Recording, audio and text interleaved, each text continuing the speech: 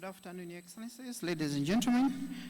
I'll go straight to the substantive matters because of time constraints. I'll talk about our experiences as a country, Malawi, but some of the things that I'll talk about obviously apply to you because we have similar legal provisions.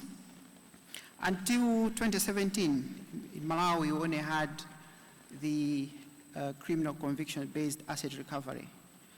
And sitting to my extreme left is Mr. Magu, the head of Economic and Financial Crimes Commission in Nigeria. I've interacted with him for so many years, and he has lots and lots of stories about non-criminal conviction-based asset recovery.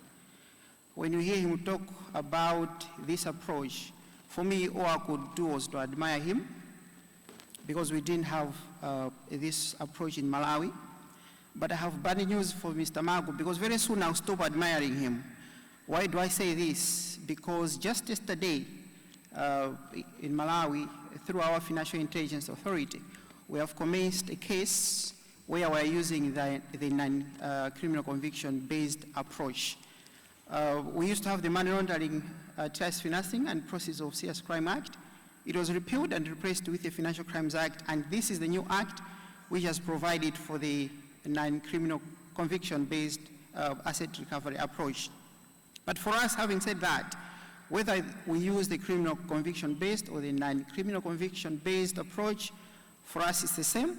The ultimate goal is to ensure that we recover and see a return of proceeds of crime and instrumentalities of crime.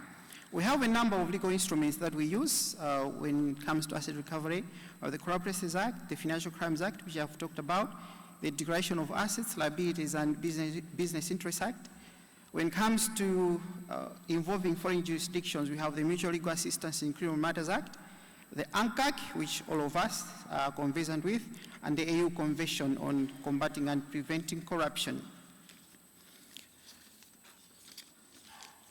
We have a number of partnerships, and through our membership to a number of organizations and associations, we are also using the available resources that we have and the partnerships that we have at local level.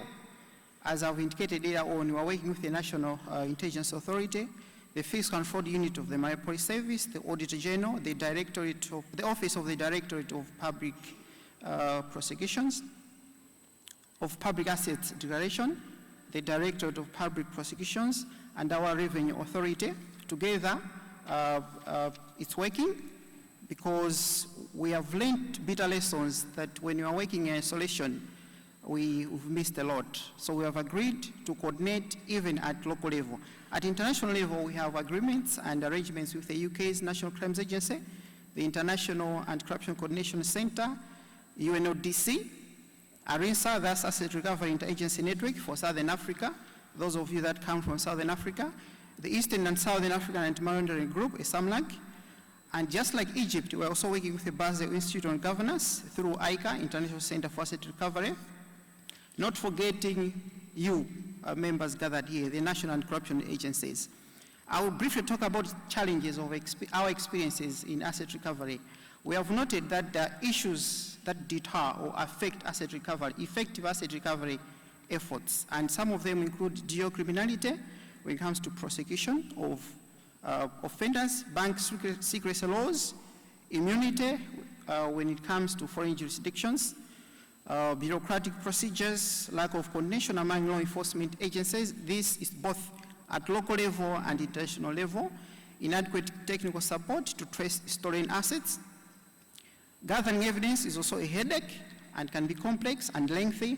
Delays in prosecution of cases and complexity of international cooperation in legal matters.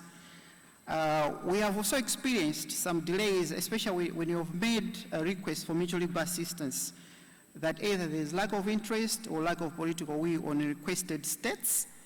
Inadequate financial resources, this is the usual song. We have also had challenges with management of recovered assets. However, because of the experiences that we have had, we have put in measures to deal and address these issues. We have just established the Asset Forfeiture Unit in the Office of the Director of Public Prosecution to, among other things, seize, trace, confiscate, and manage recovered assets. The law which I referred to earlier on, the Financial Crimes Act, under that law, we have established the confiscation fund, which we are using as Anti-Corruption Bureau and the other law enforcement agencies. We're also building capacity of our investigators, prosecutors. The reason is to enhance our asset recovery efforts. We are also strengthening cooperation both at national and international level. In conclusion, ladies and gentlemen, and this we are all agreeable, our experience has shown us that recovery of assets is a legally complicated process, and at times it can also be politically complex.